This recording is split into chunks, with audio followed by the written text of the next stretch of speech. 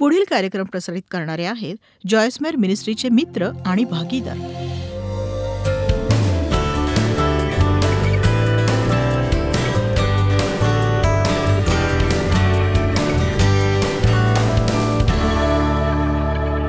वैफल्याशिवाय जगणं. पित्या, आजच्या वचनासाठी आम्ही तुझे आभार मानतो आणि प्रार्थना करतो की प्रत्येक मनाला आज कृपा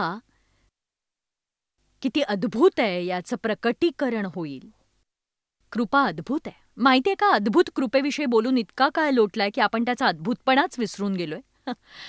आपल्याला ते चर्चच्या वातावरणात करण्याची सवय असते, पण एक सांगू का, आपण अनेक गोष्टींबद्दल बोलतो, इतकं बोलतो की आपण त्याचं खरं मोल विसरतो. कृपेविषयी दानार्पणाच्या वेळी त्यांनी किती सुंदर गाणं गायलं. बहुधा ते या आठवड्याच्या अखेरीस पुन्हा गातील आणि यावेळी आपण त्यांच्या शब्दांकडे लक्ष देऊ. कृपा अद्भुत आहे. कृपा ही अद्भुत आहे. किती अद्भुत आहे ते मी तुम्हाला दाखवतेय. आपण रोमकरास अध्याय 5 बघू. 6व्या वचनापासून सुरुवात करू. मी 4 वचनांवर बोलणार आहे.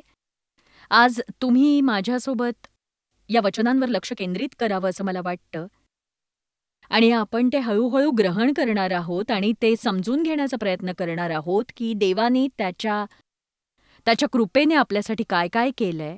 आपल्याला जर खात्रीपूर्वक माहीत असतं, प्रकटीकरण असतं की देवाने आपल्यासाठी काय केलंय, तर आपल्या जीवनात दुःखच नसतं. नक्कीच. आमेन. आमेन. रोमकरास अध्याय 5 वचन 6. आपण दुर्बळ होतो तेव्हा ख्रिस्त सुसमयी पापी लोकांकरता मरण पावला. ख्रिस्त सुसमयी पापी लोकांसाठी मरण पावला. कोणीतरी म्हणा अद्भुत. ही एक असामान्य अशी बाब आहे की कुणी आपलं आयुष्य एका प्रामाणिक माणसासाठी प्राण द्यावा, जरी तो उमदा आणि निष्ठावान असला तरीही कदाचित कोण मारायचं धाडस करेल सांगा मला. तो म्हणतोय की ही एक असामान्य अशी बाब आहे की कोण आपला प्राण देईल, मग तो या अद्भुत आणि सर्वोत्तम मनुष्यासाठी असो. पण त्या पाप्यांकरिता ज्यांना परवा नसेल, पुष्कळसे जे पुष्कळ ज्यांचा अजून जन्मही झालेला नाही, जे तुम्हाला ओळखत नाही, तुमच्याशी काहीच देणं घेणं नाही, हा अद्भुतपणाचा एक नवीन टप्पा आहे. पण परमेश्वर आपल्याला त्याची प्रीती दाखवतो व सिद्ध करतो की आपण पापी असतानाही ख्रिस्त आपल्यासाठी मरण पावला, आपल्यासाठी मरण पावला. बघा, तुम्ही अनेक रात्र बारमध्ये बसून पीत होतात. देवाने तुमच्यासाठी काय केलं याची तुम्ही पर्वा केली नाही. तो तुमच्यासाठी मरण पावला. त्याने तुमच्या पापाचं मोल फेडलं, तुमच्या पापाचं मोल फेडलं. तुमच्या महान आयुष्याची योजना त्याने केली आणि तुम्हाला ते मिळण्याकरता काहीच करण्याची गरज नाही. केवळ विश्वास ठेवा आणि स्वीकारा. वा वा वा वा वा वा. एक सांगू का, तुमचा नव्याने जन्म झाला असेल, मी अशा व्यक्तीकडे पाहते जी नरकात जाणार नाही. या गोष्टीने आपल्याला आनंद झाला पाहिजे. पुढच्या वेळेला दुःखी वाटलं तर आरशात पाहून म्हणा की मी नरकात जाणार नाही. हालेलुया. वाव, मी नरकात जाणार नाही. वचन 9. तर आपण जे आता कधी म्हणजे आपली वागणूक सुधारल्यावर नाही असं म्हणायचं तुम्हाला. आत्ता आपला न्याय झालेला आहे. न्याय होण्याचा अर्थ माहितीये तुम्हाला, म्हणजे जणू आपण पाप केलंच नाही. अद्भुत. असं जणू की आपण पाप केलेलंच नाही. तर आता ख्रिस्ताच्या रक्ताने आपला न्याय झालेला आहे, दोषमुक्त आणि नीतिमान आणि देवासोबत योग्य नात्यात आपण आहोत. तर मग त्याच्या क्रोधापासून आपला किती बचाव होईल. देवासोबत योग्य नात्यात आहोत तर त्याच्या क्रोधापासून किती बचाव होईल. ही उत्तम बातमी आहे. परमेश्वर तुमच्यावर चिडलेला नाही. हालेलुया. परमेश्वर तुमच्यावर चिडलेला नाही. मला लोकांचं वाईट वाटतं जेव्हा त्यांना वाटतं की प्रत्येक वेळी चूक केली की देव एका राक्षसासारखा त्यांच्यावर चिडत असतो. असं परमेश्वर चांगला आहे, त्याला तुम्ही आवडता, तुमच्या मुक्तीची किंमत त्याने मोजली आहे. तुमच्या चेहऱ्यावर हास्य आणा आणि त्याच्यावर प्रीती करण्यास सुरुवात करा. तुम्ही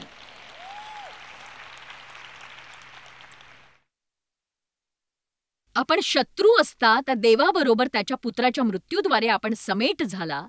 आता हा शेवटचा भाग समजून घ्या. आपण शत्रू असता देवाबरोबर त्या पुत्राच्या मृत्यूद्वारे आपण समेट झाला. आपण एक अंशही पर्वा केली नाही तरी देवाने त्याचा पुत्र पाठवला आपल्याकरता मरण पावायला. तर आता समेट झाला असता त्याच्या जीवनाच्या विशेष करून आपण तारले जाऊ. त्याच्या जीवनाच्या विशेष करून आपण तारले जाऊ. अद्भुत! एक सांगू तुम्हाला, परमेश्वराने आपलं तारण केलं नाही तर जणू आपल्याकडे एक फुटबॉल टाकून म्हटलं, हे घे आत्ताच टचडाऊन कर. याच पद्धतीने आपलं तारण झालंय. आज ज्या लोकांनी ख्रिस्ताचा स्वीकार केला, कित्येक लोक जे ख्रिस्ताचा स्वीकार करण्यासाठी उभे राहिले, त्यांनी केवळ होकार दिला, हो बस इतकंच. हो, मी स्वीकारते. मोफत दान, हो मला हवंय ते.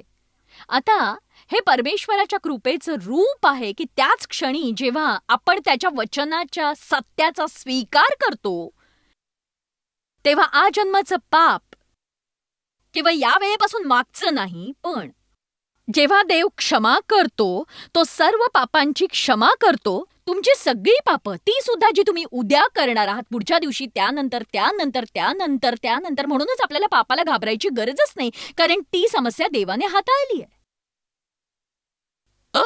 पण तुम्ही लोकांना असं कसं सांगू शकता? म्हणजे तुम्हाला जर पापाची भीतीच वाटत नसेल तर ते मुद्दाम पाप नाही का करणार? असं नसतं ते. तुमचा जर नव्याने जन्म झाला असेल तर असं होणार नाही. तुमचं देवाशी नातं असेल, तुमच्यात एक नवीन स्वभाव असेल, तुमच्याकडून अजूनही चुका होत असतील, पण तुम्हाला एक सांगू का, तुम्ही ते करून स्वस्थ बसू शकत नाही. चुका करून तुम्ही आरामात लोळू शकणार नाही, कारण तुमच्यात काहीतरी आहे, तुमच्यात एक नवीन नियम कार्यरत आहे. आणि त्या नवीन आत्म्याला आपण जितकं सांभाळू तितकंच त्या नवीन आत्म्याकडून योग्य ते वचन आपल्याला प्राप्त होतं. आणि ते जितकं बळकट होतं तितकाच तो जुना देह आपल्यावर नियंत्रण करू पाहतो, कारण त्याला मोका मिळत नाही.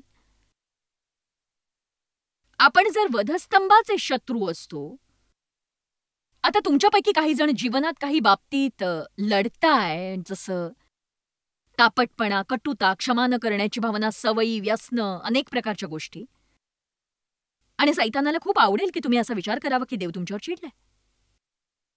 तुमच्यात आणि देवात तो अंतर निर्माण करू पाहतो. पण परमेश्वर प्रीती आहे हेच सत्य आहे. असं नाही की तो सोमवारी करतो, मंगळवारी नाही. हे असं नक्कीच नाही. आपण चांगलं असल्यावरच तो ते करेल आणि वाईट झाल्यावर ते करणं बंद करेल.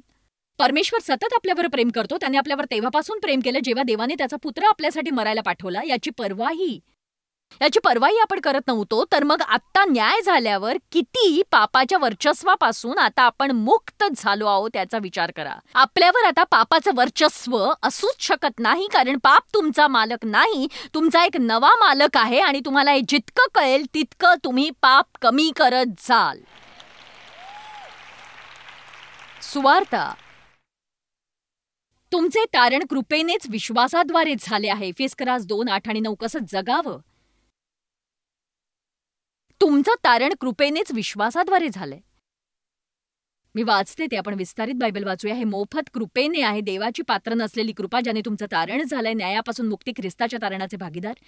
आणि हे तुमच्या विश्वासाद्वारे प्राप्त होतं. कृपेने विश्वासाद्वारे. विश्वासाने तारण प्राप्त होत नाही, त्याने तारण ग्रहण होतं. आणि विश्वासाचा हात आहे जो पसरून देवाचं मोफत दान स्वीकारत तुम्ही चालता. ठीक आहे? म्हणूनच आज तारण स्वीकारणं कठीण नव्हतं, कारण आम्ही तुम्हाला सांगितलं की हे मोफत दान आहे आणि तुम्ही होकार देत म्हटलं, मी ते घेईन. बहुधा कोणी असंही म्हणत असेल की मी त्याच्या लायक नाही, प्रथम मला स्वतःला सुधारायला हवं. तुम्ही वरदान विकत घेऊ पाहताय. तुम्ही वरदान विकत घेऊ नाही शकत. वरदान विकत घेणं शक्य नाही. आपल्या देहासाठी हे अपमानास्पद असतं, कारण देहाला पात्र ठरून कमवायचं असतं, त्याला नाव कमवायचं असतं. बघा, देवासोबत माझा अद्भुत संबंध आहे, कारण मी अजून काही नाही. आपण पापी असूनही तो आपल्यासाठी मरण पावला. तुमचं तारण कृपेनं झालंय. तुम्हाला देवाच्या तारणाचा भागीदार बनवलं गेलंय. आपण ही वचनं पुन्हा एकदा पाहूया. विश्वासाने ख्रिस्ताच्या तारणाचे भागीदार केलं गेलंय आणि हे तारण तुमचं स्वतःचं नाही, हे तुमच्या कृत्याद्वारे नव्हे, हे तुमच्या झटण्याने प्राप्त झाले नाही, तर हे देवाचं दान आहे. वचन 9, कर्माने नव्हे, नियमाच्या मागणीच्या पूर्णतेने नव्हे, की कुणी मनुष्याने गर्व बाळगावा, कुणाच्या करण्या पलीकडे हे आहे, म्हणूनच कुणीच त्याचा गर्व करू नये किंवा स्वतःच्या गौरवास्तव घेऊ नये. आपलं तारण असं झालंय, आणि खरं सांगायचं तर अनेकांना या गोष्टीचा त्रास होत नाही. म्हणजे असं असतं की या, आमेन, या, हो, गौरव, हो, मला वाटतं माझं तारण व्हावं. कलसेकरास अध्याय 2 वचन 6 आहे बघा. मी इकडे केस करतेय. जसं तुम्ही ख्रिस्ताला स्वीकाराल, आपण त्याला कसं स्वीकारलंय? कृपेने, विश्वासाद्वारे. तर ख्रिस्त येशू जो प्रभू, त्याला जसे तुम्ही स्वीकारले तसे त्यामध्ये वाटचाल करा व तसे वर्तन करा. आता बघा, हा संदेश आहे. आपण ज्या प्रकारे ख्रिस्ताला स्वीकारतो त्याच प्रकारे आपण जगायला हवं. पण बघा, ते कसं आहे तुम्हाला माहित नाही. काही लोक जे वचन जाणतात ते म्हणतायत की वा वा वा वा, नाही पण थांबा, ते किती महान आहे हे तुम्हाला माहित नाहीये. कारण मी जे म्हंटल ते खरोखर तुम्हाला समजल्यानंतर तुमचा भार निघून जातो. आणि आता अचानक तुम्ही कष्ट करत आणि प्रयत्न करत जगत नाही. संघर्षाने, मी माझ्या प्रयत्नांनी, कष्टांनी जगत नाही, जेणेकरून मी त्रासून जाईन, कारण मी काही केलं तरी त्याचा उपयोगच होत नाही. स्वतःत सुधारणा करण्याचा किती जणांना कंटाळा आलाय? तुम्ही कधी अशा सभेत गेला आहात का जिथे तुम्हाला इतका पटणारा संदेश दिला गेला असेल की तुम्हाला वाटेल की ओ माझ्या देवा, खरोखर मला ही समस्या आहे, आणि मग तुम्ही घरी जाऊन बदलण्याचं ठरवता? असं कोणी कधी केलंय का? किती जण बदलले सांगा मला? त्याचं कारण माहितीये का? कारण ज्या प्रकारे तुमचं तारण झालं कृपेने, विश्वासाद्वारे, त्याच प्रकारे तुमच्यात बदल होणार आहे. देवाची इच्छा आहे की आपण म्हणावं की देवा, तू बरोबर आहेस, मला ते वचन पटलंय, त्या बाबतीत मला एक मोठी अडचण आहे आणि मला मनापासून बदलायचंय, पण तू मला बदलल्याशिवाय मी बदलू शकत नाही. तू हे करायलाच हवंयस देवा. मी तुझ्यावर अवलंबून आहे आणि माझा तुझ्यावर विश्वास आहे. माझ्या आयुष्यात जे करायचंय ते करण्यासाठी मी तुझ्यावर विश्वास ठेवतेय. तुम्ही स्वतःशी लढत राहाल, तुम्ही स्वतःवर चिडत राहाल आणि सैतान तुम्हाला पटवून देईल की परमेश्वर तुमच्यावर रोज चिडतो, जोवर तुम्हाला कृपेचं प्रकटीकरण समजत नाही. आपण कृपेनेच जगायला हवं. आता बघा, हे समजावून सांगण्यासाठी मला 4 महिनेही लागतील. ती समोरची सुंदर स्त्री म्हणते की हो हो हो हो. का माहितीये? कारण हे अद्भुत आहे, हे सर्वोत्तम आहे, हे अद्भुत आहे. अद्भुत अशी कृपा आहे ही. अद्भुत कृपा म्हणजे काय हे आपण इथून बाहेर पडल्यावर समजून घेणार आहोत. जेव्हा येशू पित्याच्या उजव्या हाताला बसण्यासाठी वर गेला, त्याने पवित्र आत्म्याला त्याच्या जागी प्रतिनिधित्व करण्यास पाठवलं, जो आता प्रभू येशू ख्रिस्ताच्या प्रत्येक विश्वासणाऱ्यात वास करतो. जो प्रभू येशू ख्रिस्ताच्या प्रत्येक विश्वासणाऱ्यात वास करतो. तो केवळ आपल्या सोबत नाहीये, तर तो आपल्या आत आहे आणि तो आपल्याद्वारे ते करेल जे करण्याची गरज आहे, जर आपण ते स्वतःहून करण्याचा प्रयत्न करणं थांबवला तर. परमेश्वराला काम करू द्या. तुमच्या 25 वर्षांच्या प्रयत्ना एवढं परमेश्वर फक्त 5 मिनिटात करू शकतो, किंवा त्याहूनही कितीतरी अधिक. कारण त्याला लागतं ते केवळ एक प्रकटीकरण. आपल्याकडे बरीच माहिती आहे, आपल्याला प्रकटीकरणाची गरज आहे. म्हणजे आपण भारतात माहितीत बुडालो आहोत आणि आपल्याला वचनाच्या प्रकटीकरणाची गरज आहे. वचनाचं प्रकटीकरण. आमेन. मला विश्वास आहे की या दिवसातल्या संदेशाने एक अभिषेक असणार आहे, ज्याने अनेक अंध डोळे उघडले जाणार आहेत. आणि मी या ठिकाणी आध्यात्मिक अंधत्वाबद्दल बोलते बरं का. शारीरिक अंधत्वाबद्दल मी बोलत नाहीये, तर आध्यात्मिक अंधत्वाविषयी मी बोलते. आध्यात्मिक बहिरेपणाविषयी सुद्धा तुम्ही 1000दा ऐकलं असेल याआधी. Amazing grace, how sweet it is. पण मला वाटतं जेव्हा तुम्ही इकडनं जाल, किंवा आजही, किंवा जितक्यांदा तुम्ही याल तितक्यांदा तुम्ही म्हणाल की अद्भुत कृपा ही अविश्वसनीय, अद्भुत आहे. आणि जेव्हा आपल्याला खरोखर कळतं की देवाने आपल्यासाठी काय केलंय, आपण अतिशय आभारी आणि कृतज्ञ असतो. आणि आपण देवावर इतकी प्रीती करतो की ती आपण आपल्यापुरती ठेवूच शकत नाही. आपल्याला जमेल तितकं त्याच्यासाठी करण्याचा प्रयत्न आपण करायला हवा. केवळ आपल्याला करायला हवा म्हणून नाही, तर आपल्याला करावंसं वाटतं म्हणून. आमेन. अद्भुत कृपा. आपण हे सगळं ऐकलंय ख्रिस्ताच्या किमतीत देवाची श्रीमंती, GRACE. खरं तर हे कधी कधी अति धार्मिक किंवा अति आध्यात्मिक असं वाटू शकतं की आपण ते चुकवतो. ही लायक नसलेली कृपा आहे. पहा, याबद्दल आपण दीर्घकाळ विचार करायला हवा. कारण पुष्कळ लोक तुमच्या योग्यते इतकं तुमच्यासाठी करत नाहीत,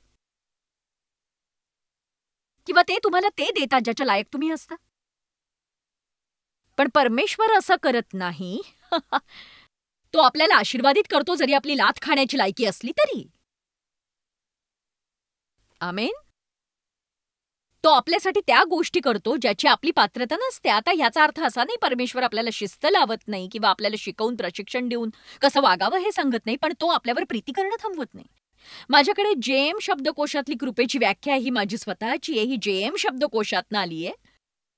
वचन शिकवण्याच्या 37 वर्षांच्या अनुभवानंतर आता मी हे करूच शकते नक्की, नाही का?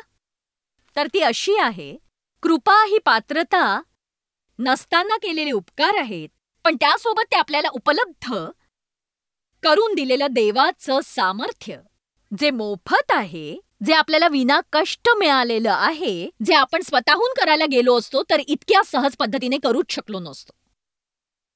चला, तुम्हाला याची पुन्हा गरज आहे म्हणून सांगते. कृपा हे सामर्थ्य आहे, जे करायचं ते करण्यास लागणारं सामर्थ्य, पण कुठल्याही संघर्षाशिवाय, कष्टाशिवाय जे परमेश्वरासोबत करता येईल आणि आरामात करता येईल. आणि हे एक मोफत वरदान आहे.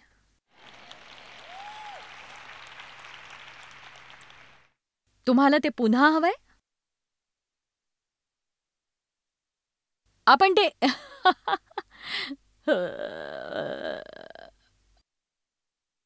मला माहितीये तुमचं शरीर असं ओरडतंय, पण मला खरंच काही करण्याची गरज आहे. खरं तर आपण विश्वासानेच सुरुवात करूया, म्हणूनच आपल्याला विश्वासणारे म्हणतात. आपल्याला जर मिळवायचं असतं, आपल्याला मिळवणारे असं म्हटलं असतं. पण आपण विश्वासणारे आहोत आणि विश्वासाचा अर्थ स्वीकारणं, आणि स्वीकारणं म्हणजे विश्वास ठेवणं. म्हणून आज ज्यांनी येशूचा स्वीकार केला त्यांनी विश्वास ठेवला की येशू त्यांच्या पापासाठी मरण पावला आणि तो त्यांना क्षमा करण्यास तयार आहे आणि तो त्यांना एक अधिक उत्तम असं जीवन देईल. म्हणून त्यांनी विश्वास ठेवला आणि विश्वास ठेवता क्षणी त्यांनी ग्रहण केलं. तुम्ही विश्वास ठेवला की ग्रहण करता तेव्हा तुम्ही विश्वास ठेवता. विश्वास ठेवणं म्हणजेच स्वीकारणं होय. आणि इब्री लोक 4 म्हणतं की जेव्हा आपण विश्वास ठेवतो आपण देवाच्या विश्रामस्थानी प्रवेश करतो. एक सांगू, मी माझ्या सभेत मज्जा का करते? ओ देवा, मी प्रथम जेव्हा हे करायला सुरुवात केली मला वाटलं की हा तणाव मला मारून टाकेल. म्हणजे मी सभेपूर्वी इतकी प्रार्थना करायचे की मी थकून जायचे आणि अर्धमेली व्हायचे. अगदी खरंच. म्हणजे मी कुणाशी बोलू शकत नव्हते आणि हे आणि ते आणि असं करूया तसं करूया. मला ना अभिषेक अनुभवायला लागायचा. बघा, मी शिकले जगण्याची सर्वोत्तम पद्धत एकाच पद्धतीने जगणं. मी इथे येऊन एका पद्धतीने वागायची आणि दुसऱ्या ठिकाणी दुसऱ्या पद्धतीने वागायची गरज नाही. परमेश्वराची इच्छा आहे आपण मुखवटा घालू नये. उपासनेत पुढाकार घेताना मला इस्रायली तणावात दिसला नाही. मी त्याला आधी पाहिलं, तो आधी तसाच होता जसा मगाशी होता. आता आपण नव्या वरदानात पाऊल टाकूया.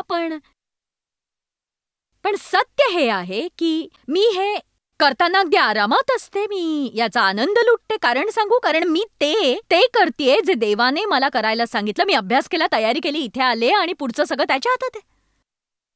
मी म्हटलं मी अभ्यास केली, तयारी केली, इथे आले आणि आता सगळं त्याच्या हातात आहे. वैफल्य म्हणजे काय माहितीये सांगू? जे जमत नाही ते करण्याचा प्रयत्न म्हणजे वैफल्य. काहीतरी घडवून आणण्याचा प्रयत्न करणं जे तुम्ही घडवून आणूच शकत नाही. मी जेव्हा हे करायला सुरुवात केली मला वाटायचं मला सगळ्यांना माझ्यासारखं बनवायचंय.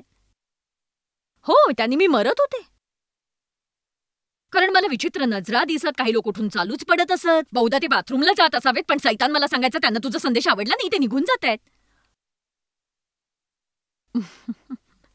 ओ, त्यांना मी आवडले नाही, त्यांना मी नाही आवडले, मी त्यांना नाही आवडले. आणि मग मला वाटायचं मी असा चेहरा केला तर लोकांना असं वाटेल, मी असं बोलले तर लोकांना असं वाटेल. म्हणजे मी लोकांना मी आवडावे म्हणून आटापिटा करत होते. आणि एके दिवशी मी ठरवलं की देवा, लोकांना मी आवडावे ही माझी जबाबदारी नाहीये. माझी जबाबदारी ही आहे की बाहेर जाऊन ते करणं ज्यावर माझा विश्वास आहे, तू मला करायला सांगतोयस. आणि देवा, जर कुणाला मी आवडले तर ते तू घडवून आणायचेस.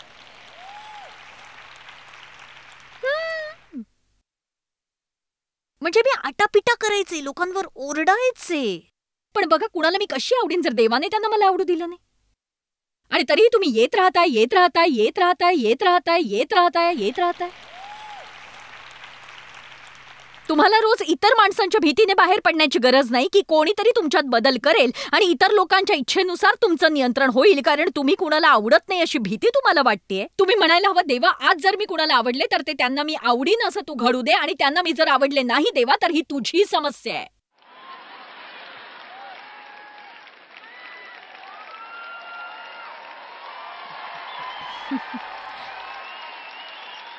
म्हणूनच आता मी तुम्हाला सांगते की तुम्हाला मी आवडण्याखेरीज तुमच्याकडे उपाय नाही, कारण मी ते आधीच देवाला दिले. म्हणूनच मी आज मोकळी आहे, कारण मला विश्वास आहे की माझ्या आयुष्यात लागणारी गोष्ट, व्यक्ती, देव मला देणार आहे. माझ्यावर काही ताण नाही. मी ताणमुक्त आहे. एक सांगू, आज दान घेताना माझ्यावर तणाव असल्यासारखी मी वागले का सांगा मला तुम्ही. मी कुणावरही दबाव टाकला नाही. मी तुम्हाला बदलण्याचा, तुमच्यावर नियंत्रण करण्याचा प्रयत्न केला नाही. कारण जर देवाने हे सांगितलंय तर तोच मोल भरेल. तुमच्या खिशातून पैसे काढण्यासाठी काही मजेशीर खेळ खेळण्याची मला गरज नाहीये. तुम्हाला द्यावंसं वाटलं तर द्या. आणि माझी इच्छा आहे तुम्ही हसतमुख राहू नये करावं. मला वाटतं तुम्ही हे यासाठी करावं की तुमचा विश्वास आहे, तुम्ही उत्तम जमिनीत पेरणी करताय आणि तुम्हाला ते फळ हवंय. आमेन. परमेश्वर ज्याचा हुकूम देतो त्याचा मोल चुकवतो. त्याची इच्छा असेल मी हे करावं, तो पैसेही पुरवेलच. तो निश्चितच तसं करतो, कारण बिलं भरली जातात. म्हणजे झटावं लागत नाही. मी कष्ट करते, पण मी जे करते ते कठीण नाही. म्हणजे मी खूप कष्ट करते. घरी परतल्यावर मला शारीरिक थकवा येतो, पण मी जे काही करते ते करणं कठीण नाही, कारण मी देवाच्या कृपेने ते करत असते. आता कठीण काय आहे ते सांगते. एक संपूर्ण दिवस, दिवसाचे 24 तास कुणावर तरी चिडत राहून, त्यांच्यावर क्रोधित राहून, वचावचा त्यांना काहीतरी बोलत राहून, त्यांना कधी क्षमा न करणं, याने मी मरून जाईन. पण त्यातला फरक असा आहे, मी कष्ट करतीये पण मी आंतरिक कार्य करत नाही. तुम्ही जेव्हा चिडता, तुम्ही खुर्चीत बसूनही मनात इतके कष्ट करत असाल की ते जीवघेणं असेल. अगदी जीवघेणं. एक संपूर्ण दिवस अतिशय चिंताग्रस्त आणि काळजीने भरलेला असा दिवस तुम्हाला खचवू शकतो. त्यापेक्षा मी या सभेची लागोपाठ 3 सत्र घेईन, उभी राहीन सतत, पण उगाचच अख्खा दिवस कुणावर तरी चिडून घालवण्यापेक्षा ज्यामुळे मी खचून जाईन ते मला सहन होणार नाही. म्हणूनच आपण जर परमेश्वराची कृपा स्वीकारायला शिकलो आणि त्याला आपल्याद्वारे गोष्टी करू दिल्या, तर मला सामर्थ्य देणाऱ्याच्या ठाई मी सर्व काही करण्यास शक्तिमान आहे. हे केवळ बोलण्याचं वचन नाहीये, तर तुम्ही ते अनुसरू शकता. जी देवाची इच्छा आहे तुम्ही करावं, तुम्ही ते देवाच्या कृपेने करू शकता नक्कीच. तुम्ही म्हणाल, पण मग मी इतकी का बरं वैतागते सांगा. थांबा, आपण तेही पाहणार आहोत. बघा, माझ्याकडे एक दिवा आहे. अरे पण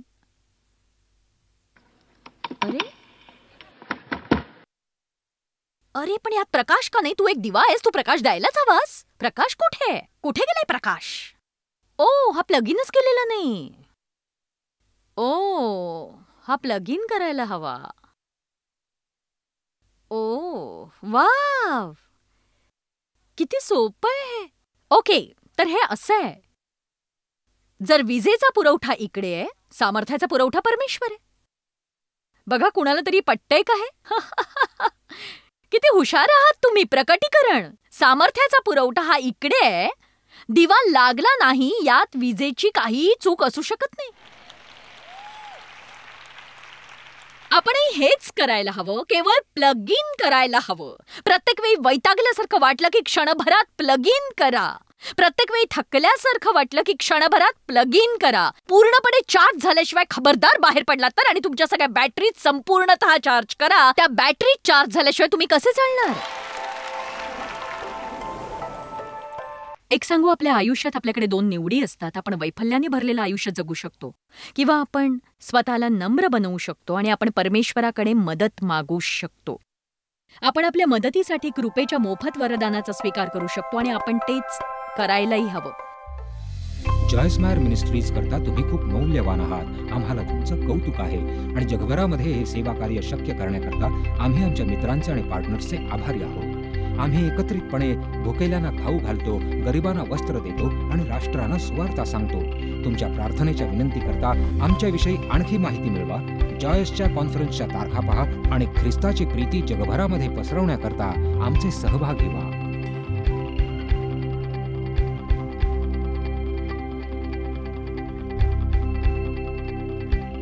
याचा सर्व खर्च जॉयस मायर मिनिस्ट्रीचे मित्र आणि भागीदार करत आहेत.